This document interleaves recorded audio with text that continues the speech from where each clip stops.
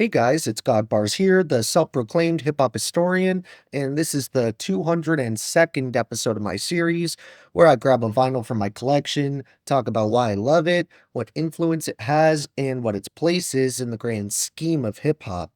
So even though Lupe Fiasco isn't a new name to the channel, it's been a good 100 plus uploads since I covered his iconic debut, Food and Liquor, so it's only right I return to this legend here, so I can cover his sophomore LP that's pretty much just as beloved, 2007's The Cool. I broke down the unique trajectory of Lupe's career in my review for his first album, so I'm not going to really touch on that aspect too much here, though I will link that video down below if you want to check it out and get a little more background on this dude. I've always been kind of torn over which Lupe album I prefer, but while it's a pretty minor nitpick, personally I'm not a giant fan when it comes to the approach he takes with certain hooks on The Cool, or more specifically, his choice of guest vocalists for a song like Superstar. I feel kind of bad even bringing this up because it isn't really like me to take a featured artist by name and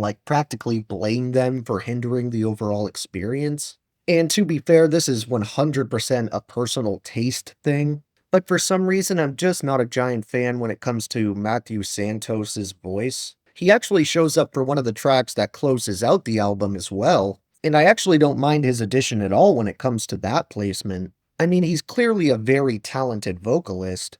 It was never really a lack of singing ability that I had a problem with. If anything, it's really just how the hook for Superstar is written and executed, because on one hand, I do understand the overall idea of the song, and I think Lupe's verses on this thing are dense and full of gems as always. But the personal preference comes into play whenever I hear the chorus. Because honestly, to me, it just kind of sounds like the type of thing Imagine Dragons would put out. Of course, there's millions of people who aren't bothered by that in the slightest. I'm sure there's countless listeners who consider it a good thing. But for me, it kind of foreshadowed the gap in quality that was just around the corner for his career at this time. And I feel like Lupe is too witty and clever of a writer to have hooks like Superstar or The Show Goes On, where in my opinion they kind of pander. However, while I wanted to get that out of the way for the sake of transparency, now we can move on to talk about all the awesome qualities that The Cool has to offer, which is basically everything else about it. There's many things I love about this dude and how he approaches his craft, and I always thought it was super dope how he finds ways to connect thematic ideas across multiple albums. For example, if you're a big Lupe Fiasco fan, you're more than likely aware of how one of the songs on his debut, Food and Liquor, was actually titled The Cool, which doesn't just connect to this LP here, it's directly related to the story painted by the track The Coolest, which serves as a sort of prequel to The Cool. There's actually a video that I'll also leave a link for down below, where Lupe goes through a good number of the songs in the track list, and give some insight into the concepts and the thought process behind them.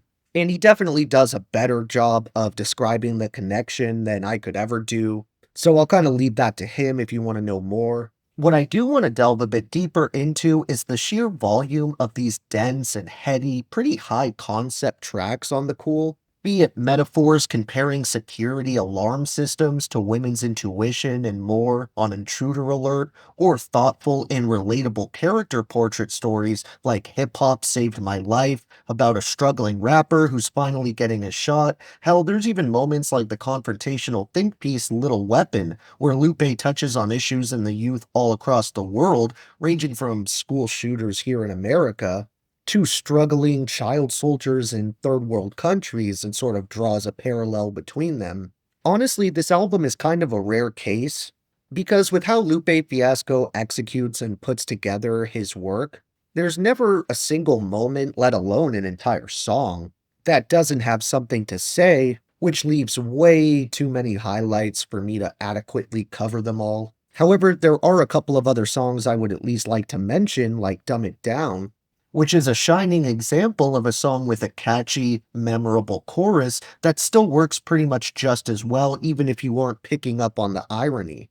Of course, this irony is completely intended, But what I'm referring to is how the hook emphasizes the critiques Lupe would often hear at this stage of his career, where certain listeners and friends would hit him with, "Oh, this is too complex, you need to dumb it down so I can understand it." Or, "The streets don't want to hear that nerdy space shit, dumb it down."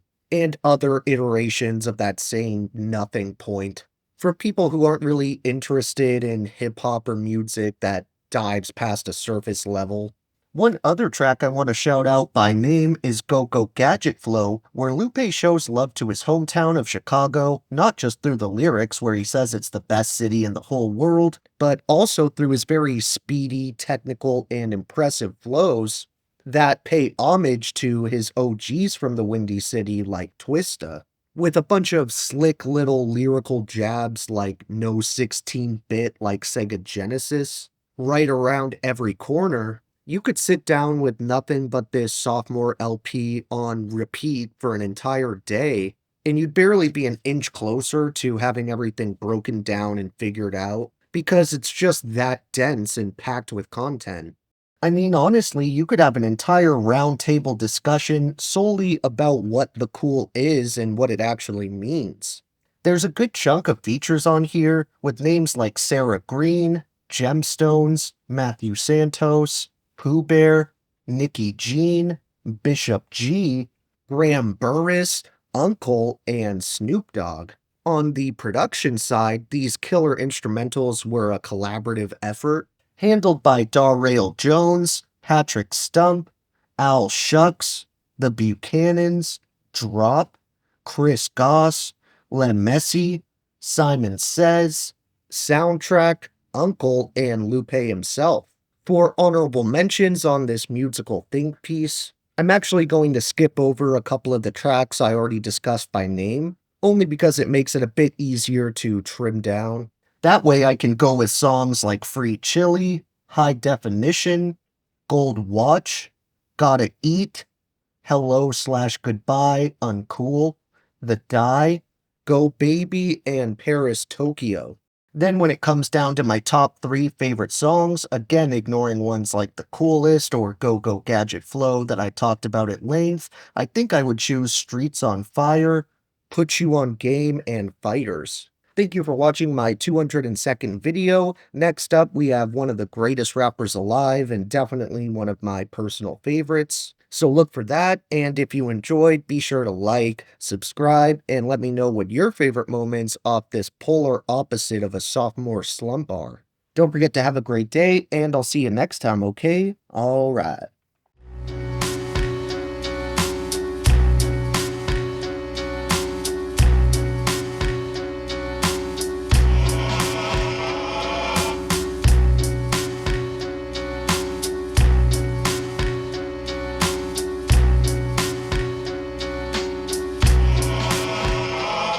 Look, the key to my soul is locked in the cage it opens. The framework was made from my own rib cue. What came first, the crack or the crack lighter? Whichever one the first fiend used to bring back